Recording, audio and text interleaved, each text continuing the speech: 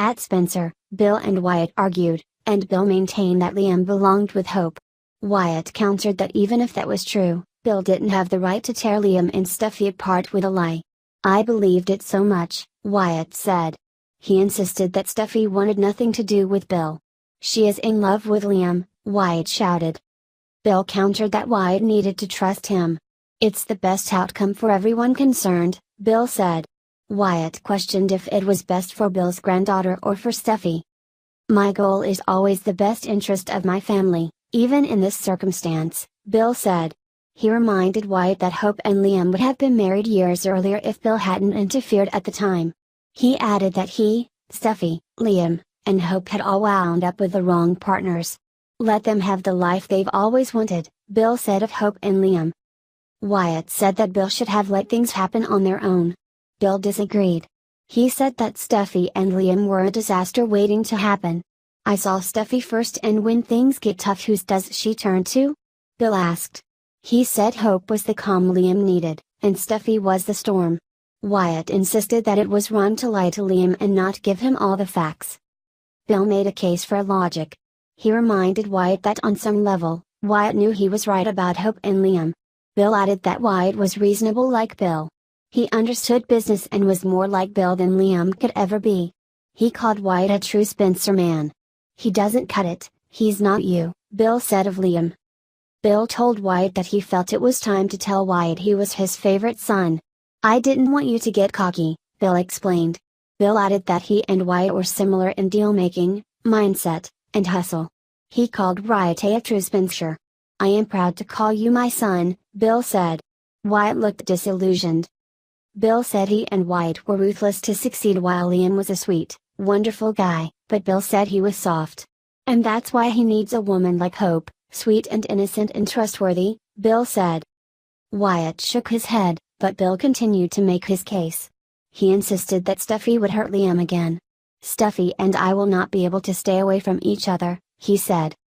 Wyatt acknowledged that Liam was happy, and Wyatt was flattered. But don't make that contingent on me keeping that secret. Wyatt backed toward the door, and Bill went after him. Don't make me chase you, Bill begged. In the parking lot, Bill chased Wyatt and was breathing heavy. He begged Wyatt to slow down because Bill's lungs were far from healed after the gunshot. Steffi and I are inevitable, Bill said. Wyatt walked away and said he didn't want to discuss it. He stopped when he saw Bill's Ferrari in the parking lot. You brought the Ferrari? You never drive the Ferrari. You love her. I remember the day you got her. You wouldn't take no for an answer from the collector, Wyatt said. It's yours, Bill said. Wyatt was in shock. Bill reminded that every time Wyatt had seen the vehicle, he drooled. I want you to have everything that I have, Bill said. Wyatt figured that Bill was trying to buy his silence. Bill reminded Wyatt that he'd have access to the company jet, yacht, and more. Bill encouraged Wyatt to remember that his brother had been happy with Hope. Wyatt wanted an end to the lies and manipulation. Bill wanted to run the company side by side. Wyatt understood that Bill would give him the keys to the kingdom as long as Wyatt lied to his brother. Just let him be. Leave him alone, Bill said. Bill opened the car door and said it was a new beginning for Wyatt. Wyatt got into the Ferrari, and Bill gave him the keys. Don't go to Liam or Steffi, Bill ordered. Wyatt sped out of the parking lot. At Forrester, Hope, Liam, and Katie discussed Hope and Liam's engagement. Hope said she couldn't believe she was engaged. She showed Katie her ring, and Katie noted it was the same one from Liam. Hope noted it had so much significance. Katie said that Hope is glowing, and Liam wondered if he would be welcomed back into the Logan clan. Katie agreed and hugged Liam. Katie wished Liam and Hope a lot of happiness. Katie said that Brooke was probably elated, and Liam and Hope had agreed. Hope said Brooke had planned the wedding as an ASAP event. Liam agreed that no time was too soon. And Hope said yesterday would have been even better. Hope added that not everyone was happy. Katie never believed Hope and Liam should have been apart. They all agreed they'd waited long enough. Well then, let's get this party started, Katie said. At Brooke's house, she and Taylor argued about Liam and Hope's engagement.